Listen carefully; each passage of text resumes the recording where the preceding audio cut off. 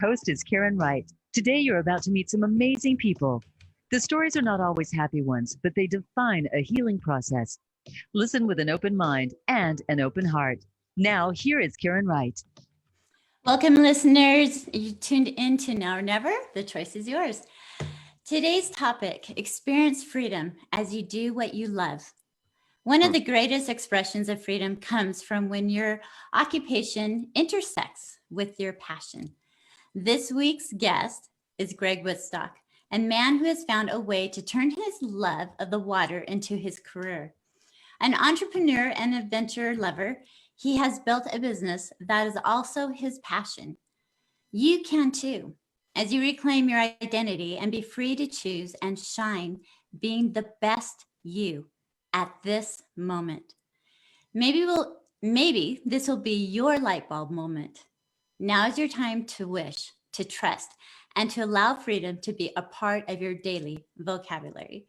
So, Greg, thank you for being on the show with us. You rock. I love it. How you doing? I'm a little tired because I was out in the field building a pond yesterday and today, but it was a great experience. It was a customer that I first worked for when I was a 21-year-old kid. Now I'm a 51-year-old old man and still love building ponds, but it definitely kind of is a challenge to get back there in the field on a hot, humid day, but we had a great time. Oh, that just is like inspirational to me. The fact that it was like the same pond, same owners, you said, yeah. Right? Yeah. It's worked great for 30 years, but they were finally facelift, and we are so busy, but I figured out, listen, let me give me a couple guys. And so we went out there yesterday and we tried to finish it, but I had to finish it up this morning with the plants and the landscaping, but it was very gratifying, and it's still a labor of love even after 30 years of doing it. Well, and I appreciate you. I know how busy you are. So listeners, I appreciate Greg being here with us because you're in for a treat today. As we begin the show each week, Greg and listeners, we go into, I like to get grounded in kind of meditation state. So I invite my guests, Greg, and my listeners to close your eyes, taking a deep breath in and release. Another deep breath in and release. Now putting your hands up around your shoulders as if you're giving yourself a big hug. Taking a deep breath in and repeating 3 times. I am worthy of my love. I am worthy of my love. I'm worthy of my love. I am worthy of my love. I am worthy of my love.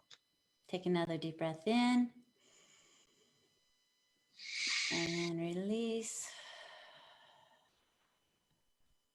And then tapping 3 times on your chest, repeating the word accept, accept, accept. Accept, accept, accept. Another deep breath in. And release. Now, as we allow that breath of life to filter throughout our entire bodies and enter our cells, feel that going inward, going in and leaning in with your heart for today's episode as we speak with Greg. Take another deep breath in and release. Listeners, every week on my show, you know I do the affirmation for the week, and I didn't get to share this information to Greg. So Greg, you're in for one. So what I do, Greg, every week I choose an affirmation. I don't look at the card, and then I read it out loud to you, and I invite you, if you feel like you would like to, share what you thought when the affirmation was read to you or what your feelings are for the listeners. Are you good with that? Yeah, great. Let's roll. Okay. So today is I release my old stories. Okay. I release my old stories. So what did you think of when I read that to you? I release my old stories. I thought that I don't have a lot of bad old stories. So it wasn't, I'm happy that I don't have a lot of bad old stories that weigh me down. That's good. Yeah. I mean, I literally do. So it's, now I can't say that for everything, but I think everything happens for a reason and there's a purpose behind things. And of course, behind every behind every valley, behind every mountain is a valley, and it's all part of our stories. So for me, I don't have things that I regret. I have things that were challenging, but I always learned something through those challenges. I appreciate those words. Listeners, as Greg said that, the affirmation, I release my old stories, write it on your mirror, put it on your sticky notes. But think about it. Do you really have old stories that you need to release? Or did those old stories mold you into who you are today? Just like Greg said, he doesn't have any that he really needs to release because they were challenges. He learned and grew from them, from the valleys up to the mountains. And so I like that intake, that the inspiration that you have with that, Greg. A lot of times we're always like, release the past, and I feel like if the old stories are weighing you down and you're not able to, yes, then re-look at them and see the good that came from it. Finding that little silver lining, right? Amen. Amen. Always. Always finding the silver lining. Oh, the Skittles in the rainbow. That's what I'm all about. Find those Skittles. Oh, I'm going to introduce Greg and read a little bit about him. Greg Wittstock is the pond guy. He is the owner and CEO of Aquascape. He has been dabbling in water gardens since the age of 12, and he has a love of everything between water and turtles. Yeah. I love that about the turtles. Greg has been inspired. He's done his own show. Is that not right? TV show? Yep. Yeah. Reality television show. Yes. Reality. And we're going to talk a little bit more about that. It's part of your, like you said a lot about the bio, but I don't want to say too much about the bio because I want you to tell us about it. So I want to say one thing here. Greg was in a couple different magazines. He was on, let's see, he was on Nat Geo Wild's Pond Stars series.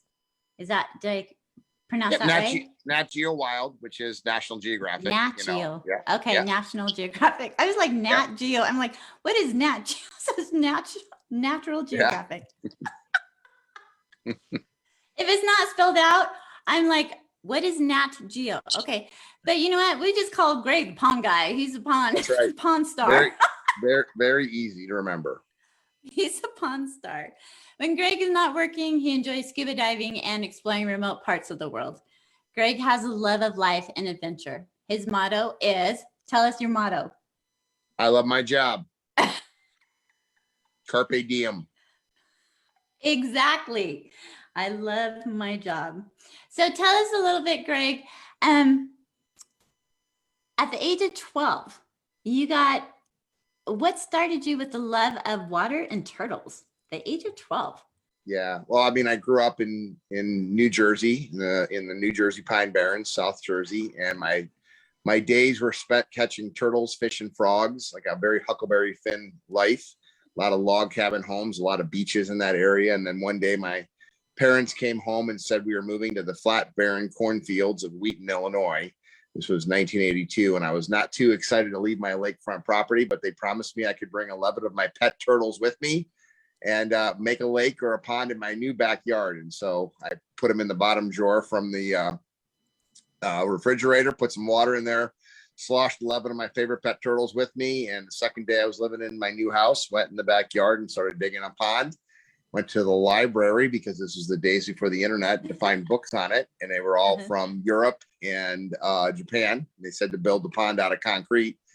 And that proceeded to crack in the wintertime in Chicago. My first pond leaked, turned green, and my prize turtles migrated away. And this was the beginning of my odyssey because I was undaunted and I spent every summer ripping it out and rebuilding it and making it look nicer. And after doing that for 7 years, Karen, the UPS guy was delivering a package to the door. I heard him ring the doorbell. And of course I was out tinkering in my pond and I said, come around back. And he turned the corner with a package and he looked at what I was doing. He said, how did you ever buy a house with a spring on it? He thought my pond was a natural spring.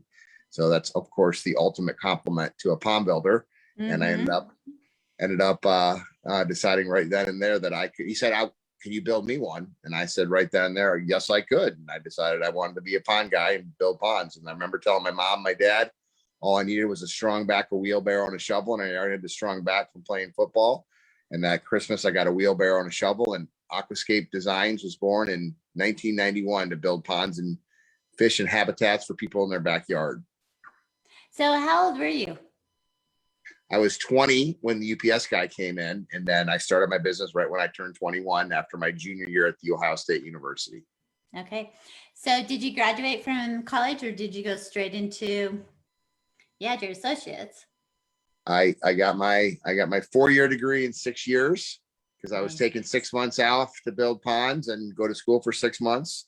And eventually, when I got my degree, I was already making a couple $100,000 a year putting in ponds in the ground. But my mom made me go back for graduation ceremonies, and of course, I'm glad she did because it's a good memory. But I'm not necessarily a firm believer in traditional education. But I started something, so I was going to finish it. So I did get my degree in interpersonal communication from the Ohio State University. That surprises me. Communication? Yeah. It was perfect for me. Least amount of math, most amount of females, Karen. Perfect. That's a perfect thing. I got her done. Yes. Oh my goodness. I love that. Okay. So you have the issue with the cracking in the cement about the pond. Yep. Right. So I've had the privilege to have visited Aquascape in the past.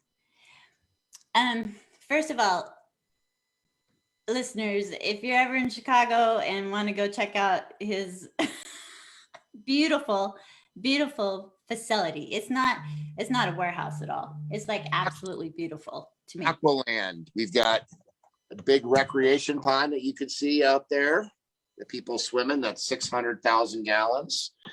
And we've got a great retail store and turtles galore. My wife calls me a turtle hoarder, but I love it. And you can swim in there. Greg is really good about, he'll post like pictures about, Aqualand. And this weekend you were over there working out, you were showing off the gym, and it was absolutely beautiful what you have there. The whole third floor is dedicated to fun and fitness. Those who sweat together stick together. So I actually walked right straight from the third floor where we were doing the Aquascape Olympics. The 3-on-3 basketball tournament was today, and walked down for this call with you. Well, I appreciate you doing that. Having to walk away from your fun. No, it was over. We finished it. I was the official videographer because I was so beat from building ponds outside the last 2 days. Yeah.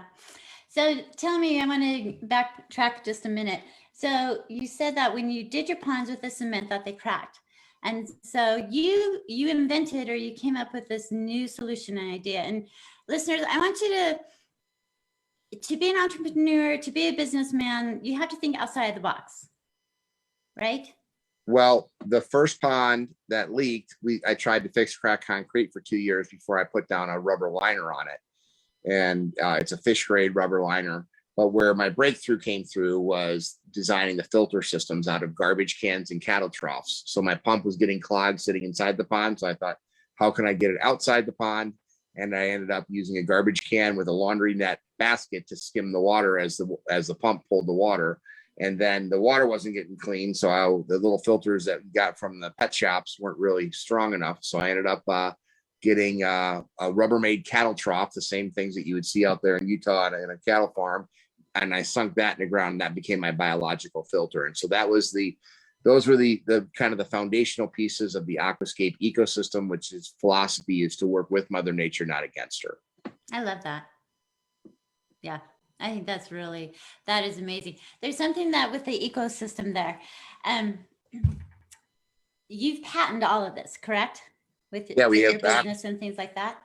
Yeah, so I just started off as a builder in 91, and then I got my patent granted for my filter systems in 94. And so in 95, I started shipping out and manufacturing my products into other landscapers, and I shipped them all over the country. So that was kind of the big growth spurt was with Aquascape, is when we started to manufacture and ship our equipment to other contractors. And because I was a contractor myself, I was able to talk and help them with their projects and stuff. And so that's where Aquascape really became. We're really a training education company where we teach people what we do. So 30 years after putting in, starting my business, I'm still out there building ponds sometimes, but my guys are out there every day doing it. We're the only manufacturer of professional water feature equipment in the world that builds ponds full time. And people, you travel the entire world. putting Yeah. ponds in? So I ship all over the world. I got really good partners in Europe, in England, in Australia. We ship some products even back to China, which is kind of fun. So yeah, we have customers everywhere. That is amazing. Now, do you make your how do you say the word? Ecosystem, right? Yes. There in your warehouse. So if it's big and bulky, it's domestic. If it's small and electronic, it's Asia. So we're a little over half of our products, 60% are domestic because it's liners and pipes, and it all comes to where virtual manufacturers, my tools, my designs. The liner comes from Firestone EPDM rubber liner, which is a fish grade liner, and we bring it into our 250,000 square foot warehouse, kit it up into kits, and ship it all over the world from here. And it is a huge process. How big is your warehouse? It's a 250,000 square feet, about 140 teammates right now. And we have a smaller one with about a dozen teammates up in Canada that handles Canadian distribution. That's incredible. Did you ever think you'd be where you were at when you were 20 years old? Not when I was 20, but when I was 24, I did. So it took me about 4 years to realize the potential of this business. When I was 20 years old, I was just working as a lifeguard, right? And I wanted to find something that I really enjoyed. And that's where I came up with the idea of, hey, I love my pond. How can I sell these? And I would spend my lunch hours calling other landscape contractors and asking them how much it would cost for an 11 by 16 pond, which was the backyard pond that I had. And I got anywhere from $5,000 to $8,000. And I thought if I built one pond per month next summer, I'd make more money than I did working as a lifeguard. And I ended up building 5 ponds, buying a truck, and then coming back early from college and building ponds in Chicago. And that's why it would take me longer to graduate. And then on August 2nd of 1992, my life changed because the Chicago Tribune, the newspaper, ran a front page story on me, Jan Golden Ponds, young landscape artist Greg Wittstock, builds backyard habitats for fish and plants. And my phone just started blowing up. And I had hundreds of people calling me for ponds. And all of a sudden, my fun summertime job at the end of my second season became my career. So how many people did you hire after that first year when you knew it was going to be taken off? Well, I had temporary guys. I hired my first full-time foreman as a guy that I graduated high school with. And then my dad came over to help me out in the business because I literally sold out all my available spaces on the first weekend after that. I remember walking into my house and seeing my mom, my dad, and my sister sitting at the kitchen table the first Saturday after that Sunday, which was August 2nd, and having $36,000 in deposit checks just sitting in my back pocket and putting them on the table. And that was 8 jobs that I sold. I had 8 consultations, and I was booked out until I had to go back to college. And so my dad came over and started helping out in the business. I love that they just supported you. My mom is my biggest fan. My dad was a fellow hobbyist like myself. And it was definitely part of our family growing up. Like I said, I put that pond in, the second day I was living in Wheaton. That is amazing. Huh. So your dreams do come true. A little bit of work, listeners, a little bit of intuitive, thinking outside the box, running the numbers, seeing how they match. Let's stay tuned. We'll be right back. We've been listening to Greg Wittstock, Aquascape, and the Pond Guy with his little life story that we began with, the age of 12, and his dream of building ponds, falling in love with turtles, and he continues to have that in his life. Stay tuned. We'll be right back after this break. Okay, great job. We're all clear. And Karen, we'll just make this the only break. That way you can get the extra time that we Sure. Because we started late. Yeah. Okay, that works. Thank you. Good job, Greg. Great. Thank you. That'll be good. So we'll come back on and then we'll go straight through till the end. Instead of doing, usually we do 2 breaks, but because we've had that hiccup this morning, we'll do that.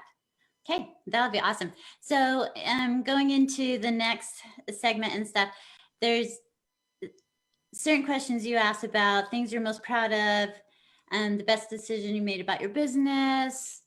Do you want me to ask those questions, or are there some other things you want to dig into a little bit more so? 100% up to how this is your interview. You figure out what you'd like to know for your listeners. How can I be of service to you, Greg? How can I help you? You're like, you can't, Karen. It's all good. I just, my big thing is I love non-traditional education, and I'm very frustrated with a lot of the young people who don't find their passions and don't have the motivation to find their passions. Mm-hmm. So I wouldn't mind talking about that if that's, trying to motivate more people to work hard. Okay. Yeah, we can do that. That would be good. I think that's because a lot of people get stuck in jobs that they hate. They just do it to pay the bills. Yes. Yeah. I think that's really important. When do you bring is Blake coming down? August 6th. Yeah, a week and a half. That's crazy. Yes, crazy. Carla is definitely starting to get nostalgic. It's hard. Yes, it's a life transition for sure. Yeah, maybe can. All right, Karen, we're just about to come back. Okay, thank you.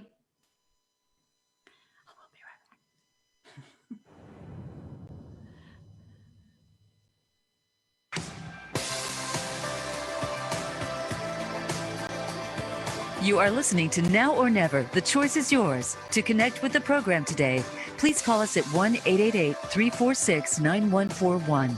That's 1-888-346-9141. If you'd rather send an email, the address is Karen@shinenowornever.com. Let's get back to this week's show. Here again is Karen Wright.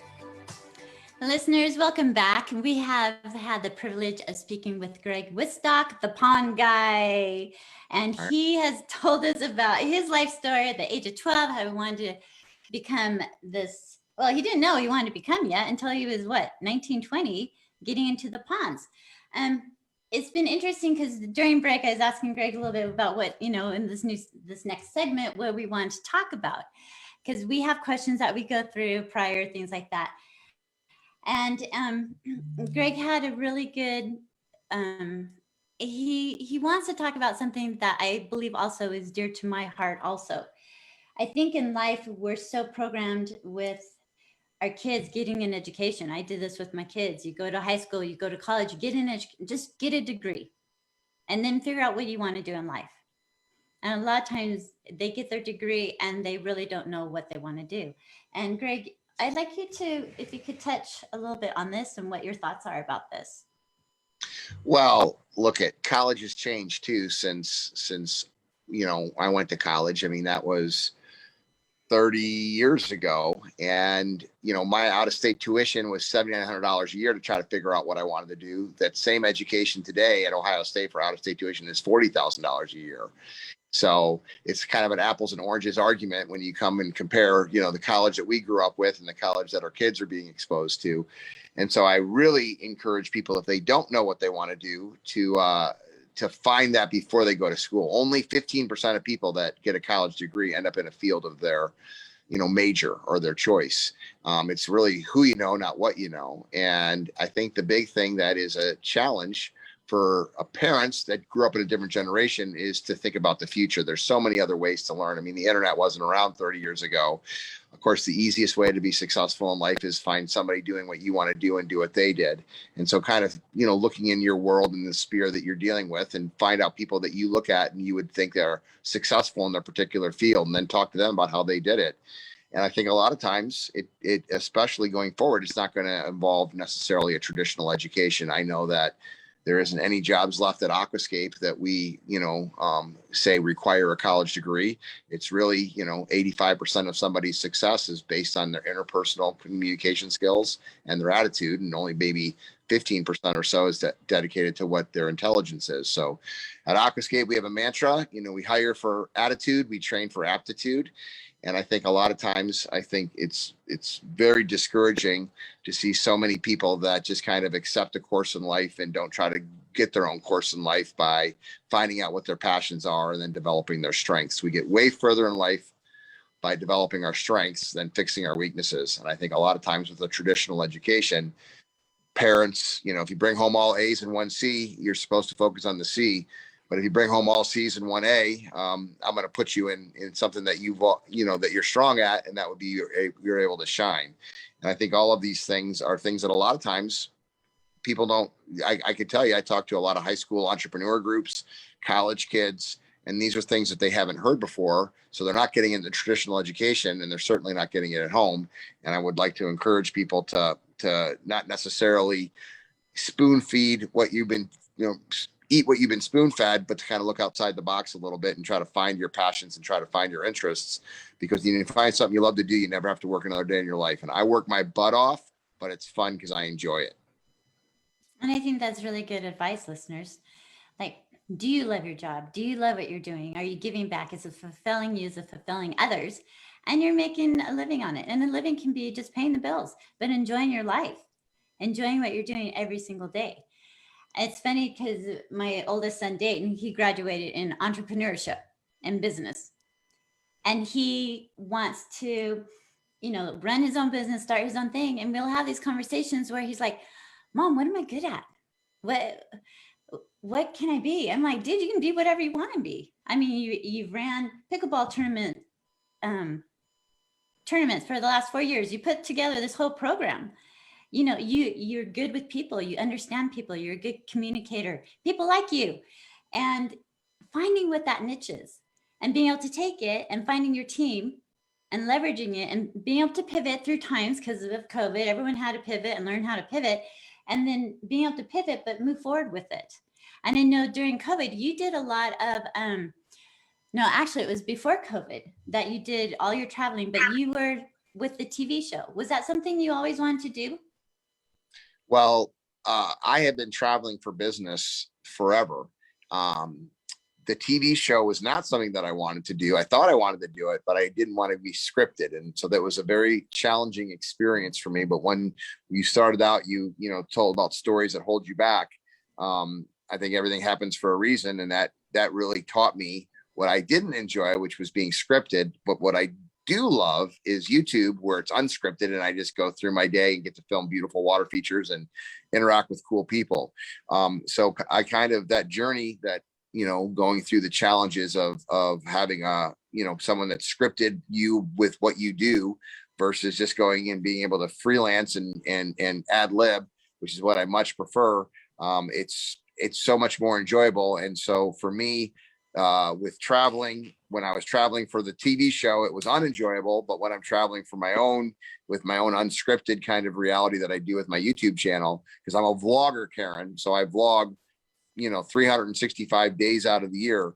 When I can vlog, then I can educate and I can teach people. I can travel the world and showcase how people are living the aquascape lifestyle. But it was two separate things. So it wasn't the travel that was the grind. It was the job that was the grind. So when I was employed and having a reality television show, it was a grind. I didn't enjoy it. And now it's a grind, but I enjoy it because it's ad lib and it's free flow. And I love YouTube and the content that we're able to create in that, which is unscripted. How can my listeners find you and watch your YouTube videos? Where can they go to? Well, I'm just Greg Wittstock, the pond guy on YouTube. And, I make every Monday, Wednesdays, and Fridays, I make a vlog for there. Every Tuesdays, Thursdays, and Saturday on the Team Aquascape channel, we do the construction. And then every Saturday we do Ed the Pond Professor, which is my longest teammate at 28 years, the scientist. And so we're creating 365 days of content, and for Instagram, for Facebook, for YouTube, and all those same handles. So Greg Wittstock, the pond guy. We Google that and you'll be popped up all over the place. Yes, that's the power of the internet, which is really cool because you can reach a worldwide audience, which is how I sell products in Australia and England because of the vlogs. Yeah. And I loved, you said habitat for the environment. We had the privilege back in the day where you came, first time I met you. Wow. Oh my gosh.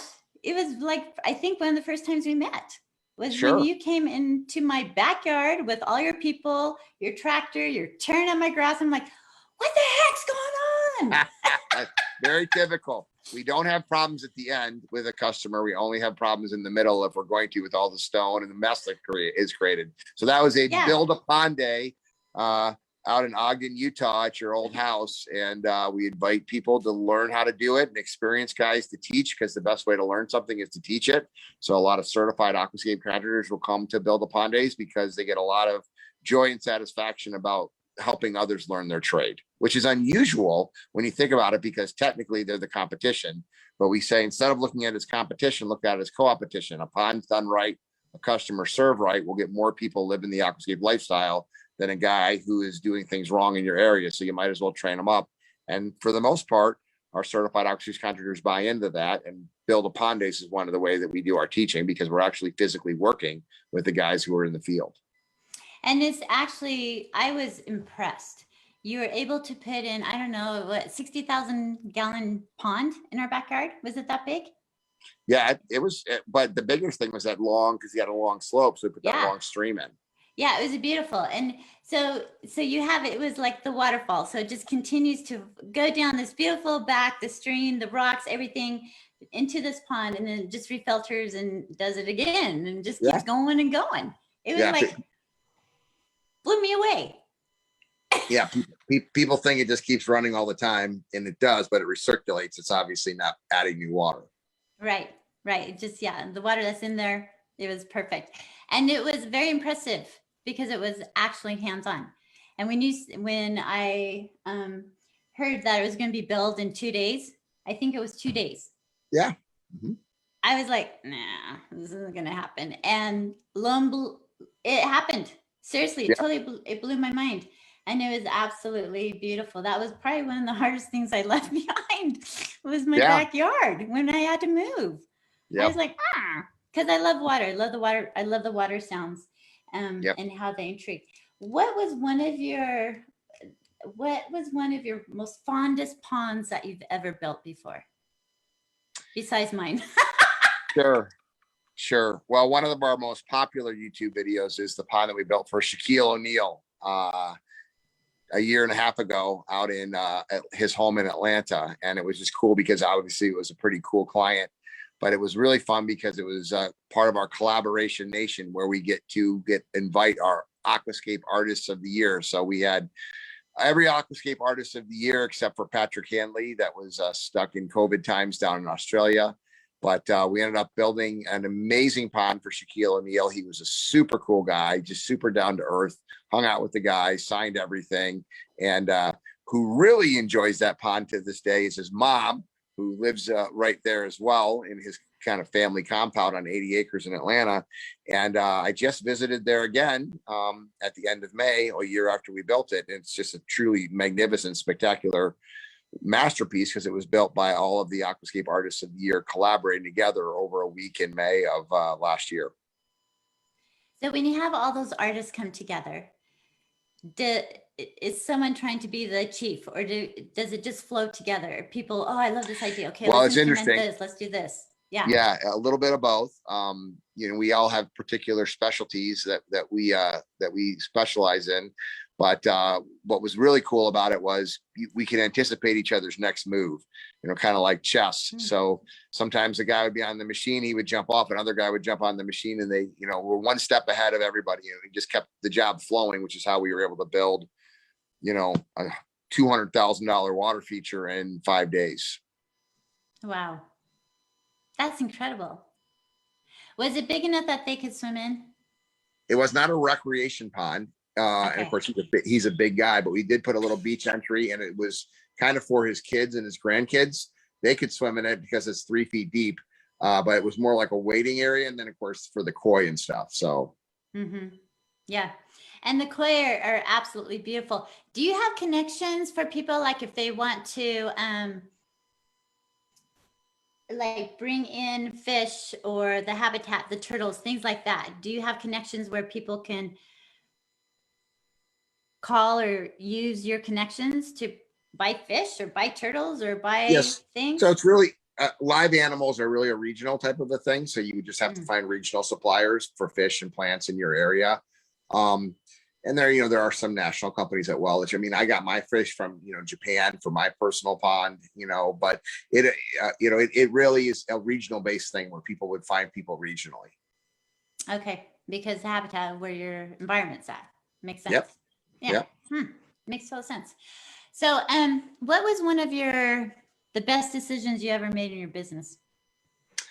Well, I said earlier, the easiest way to be successful in life is find somebody doing what you want to do and do what they did. And my very first industrial park, when I moved out of my house where I was working in 1995, that was the year that I started to ship the products all over the world to other contractors. We moved into an industrial park about 5 minutes from my house, but on the corner of the same street that I was on was a company called In the Swim. And it was a big building. I think I moved into an 1,800 square foot building. I think they had a 36,000 square foot building, which was huge to me at the time. And so I thought, I got to go meet them. And so classic, my style, I walked right in the front door, introduced myself as their new neighbor, said, I'm Greg Wittstock, the pond guy, and I'd love to meet the owner of this place. And what do you think they said to me, Karen, the receptionist? Get out the door. He said, let me see if Mr. Cocksworth is available. And I was outside looking, and I realized quite quickly what they did, because there was pictures of girls in bikinis and rubber ducks and rafting, and it was a swimming pool supply company called In the Swim. And about 5 minutes of just looking at all the catalogs in the front reception area, up walks a real tall guy, and I introduced myself. I'm Greg Wittstock, the pond guy, and he kind of laughed. I'm Jim Cocksworth, the pool guy. He was a hammer thrower in college, a real tall guy. And I said, I'm your new neighbor. I'd love to see what you do here. And I must have picked a good day, because for the next 2 hours, he showed me his entire operations and how he did everything. And I took notes. And at the very end, I asked him, Jim, what was the best business decision you ever made? And he goes, that's easy. I hired a direct mail marketing company to do my catalog mailings. And I said, well, what is a direct mail marketing company? And he goes, oh, they rent lists from different, magazines and trade shows and whatnot. They mail your catalogs to them, and they measure the response rate from those, the mailings. And then ones that have better response rates, they mail more to, and the ones that get less response rates, they mail less to. And so before I left, I got the card for O'Keefe Henry Direct, his direct mail marketing firm. And a week and a half later, O'Keefe Henry Direct pulled up into my office and explained to me how they could help my business. And were they a proven commodity to me, Karen, or were they unproven to me at the time? Well, proven, probably.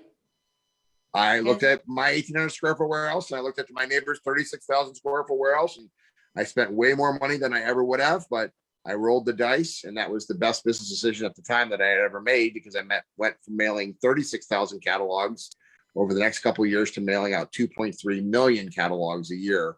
And my sales grew. We were an Inc. 500 fastest growing privately held company 4 years in a row. I think our 5-year growth rate in the late 90s, early 2000s was 221%, 2,221% growth rate. And it really came from just listening to O'Keefe Henry Direct with how they would recommend and doing the mailings. And then, of course, finding them from my neighbor, because I had the audacity to walk over and introduce myself and then ask him how he was successful. People who are successful like helping other people succeed, but you just got to ask. And that's what I did with In the Swim. And then I listened to their advice. That's a big thing too. If you hear good advice, you should take it and seize on it, not just, not take action. And I took action. I called the phone number, and then hiring a company and spending a lot more money than I thought I should. But it was a phenomenal business decision, because that was what really launched my business, by mailing out direct mail catalogs to other landscape contractors all over the world. And I think that's really important when you're starting business, because there's lots of things. I'm kind of like you. I just jump into things without thinking. I jump in, I'm like, oh, I want to try that, and I'll go do it. And then I'm like going, okay, now what do I do? And It's crazy how you start finding people do want to help. Doors start opening up, and I'm like, even with this radio show, I have a guest on, the next thing I know, they're referring me 5 people they know that would be great on my show. And that's just the working together, the networking part. But they're also fine tuning things, and you don't have to reinvent the wheel. And you didn't. You took advice. You listened. You asked the questions. And I think a lot of times, first of all, we're scared to open that door and walk in, because my remark was, you probably got thrown out. Sure. Right? Because that's what people think. If I walk in, they're going to be like, get out. He's busy, whatever. But you took the chance. You had the courage, or the intensity that you have just to walk in, because a lot of it is your personality. I You think get it along is. with everybody. I never even thought twice about it. I'm like, wow, that's a cool. They must do something with water. They're called In the Swim, so I should go introduce myself. And serendipitous that I happened to be their neighbor, and it was really awesome. That, and of course, what is Jim talking about? He's talking about his success and what he did. And so that was, he was enjoying helping because successful people like to help other people succeed. Mm-hmm. And I think that's the beauty of it. I've read a bunch of books with entrepreneurships and, Ford and Michael, just people who are successful. They weren't successful overnight. They failed multiple times. And I'm sure you had experiences going through with your life, with building your business. Well, you had a kind of taste of it with the reality show. You did it. Well, I mean, there was multiple things. I mean, I like when we said, let go of your past stories, but I don't let those past stories weigh me down. I mean, my dad, who came into my business, became my first competitor. He wanted to do things differently. He was an engineer, and I was a wild, crazy 20-something-year-old kid. He was a 50-something conservative engineer. And I would say I was the gas pedal. He was the brake. I would say white. He would say black, and he just didn't trust me. And so he wanted to go a different direction. So he left, and I spent 9 years not talking to my own father over business. The good thing about that, though, with things, is everything goes full circle. And in 2006, he sold his company back to me and came back to work in my business. And this time in a role in the engineering department where, and now he trusted me because I had kind of proven the model out. And now we don't really talk business too much. We talk more Ohio State football and photography, but that went full circle. My best friend from high school came to work for me, and he ended up embezzling funds and buying himself a Porsche. So, these are what happened in life. If you're in business for 30 years, you've pretty much been through the ringer multiple times. But what do you learn from those things? When my dad left, he said, if you're left running this business, it's going to fail. Well, that was a huge motivation for me. When my friends stole the money, and that significantly ended the relationship, it just increased my resolve to not quit, and my tenacity to not. And he was the wrong guy. He should have left a long time before that, but that was the impetus to get him out the door. So, but I couldn't fire my friend from high school. So everything happens for a reason. There's a valley, there's a mountain, and a valley behind every mountain. There's a valley, and those things that were valleys, I climbed the next mountain. And so those are my stories. And I think anybody who's been in business for as long as I have could repeat the same type of stories with just different scenarios. Mm-hmm. No, I agree. We all do. And that's what has brought you. And I love it because when someone tells you no, you're going to show them differently. And well, I it's think motivation, that's right? It's motivation. And I have to create my own motivation sometimes because things come so easy. And you're never proud of things that come easy. You're proud of things that come hard. You're proud of things that are difficult. So, we're having record sales right now with everybody staying home, but we're still pushing. We're making a coffee table book right now. And the president of the company said, I think we should wait another year to do this. I'm like, let's get it out there, because with business, you got to be marketing all the time. And that's what we're doing. We're in November, right in time for Christmas, we'll have our own coffee table book out. But that process took about a year to get that thing going. And it's limited resources right now because it's all hands on deck just to handle today's orders. But eventually things are going to slow down because there's going to be a valley right behind this mountain of people investing in their properties. I don't know if it's going to be this year or next year or 5 years from now. And you can't stop marketing. You can't stop pushing the envelope, because then life gets boring anyway.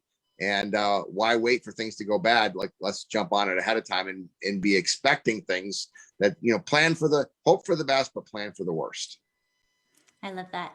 And before we're about ready to close, but Greg, people can get a hold of you if they just type in, do you have a website or anything like that you want to share, or just Aquascape, AQUASCAPE Inc.com. And you can find everything about water features, local contractors to build your stuff, the living the lifestyle videos and blogs on our website. So do they get maybe a free hat if they mention that they heard you on the radio show today? Yes, that's absolutely cool. Yeah, if somebody wants that, one of my advisors, this is kind of my standard fare. I probably go through about 20 of these a year, leaving them on planes and, destroying everything else. So yes. You get a free hat if you go. Sure, why do not? this. Why not? Or a coffee mug. Or a coffee mug. There you go. So a word of advice that you could give our listeners, and realizing the joy of freedom, releasing old stories, having them kind of the whole theme today, following the love. What would you? Okay. I got it. What is AARP. Ever heard of them, Karen? AARP. No.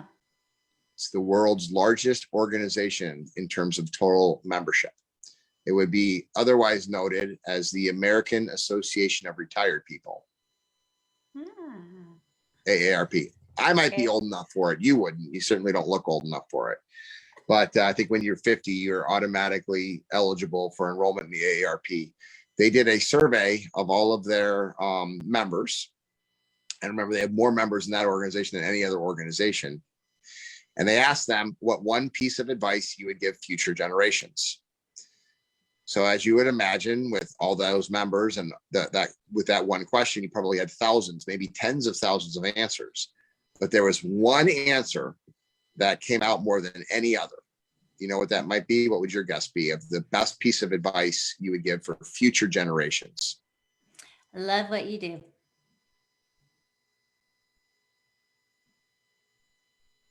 No. Yeah, best piece of advice, and I'm sure that was one of them. The number one piece of advice was 3 words. Just got to remember 3 words. Be happy, and then the key word now. Not when your kids start listening to you, not when you win the lottery. Be happy now. Don't wait for happiness. Create your own happiness, and don't let outside circumstances dictate your happiness, because there's always going to be a challenge with your spouse, with your kids, with money, whatever else. But there's one piece of advice the AARP suggests for future members: be happy, keyword now. So listeners, we're about to end the show, but remember, be happy now or never. The choice is yours. So living in the moment, the breath is a gift of life. Choose now and live. Have an amazing day, and thank you for choosing to be here. Sending you all love and light. Until next week. All right, perfect. Good job. We're all clear. Okay, thanks, Matt. Yay! Thanks, Greg. That was good. Finally, we got to do it. I should have gotten that. I apologize for taking so long. So long for what? To get back on your show, because you asked me and I was like, I can't do it the next day. And then it was like a month or 6 weeks later. So thank you. That's okay. I just think you have a lot to offer people, and you're contagious. And I think it's a good thing.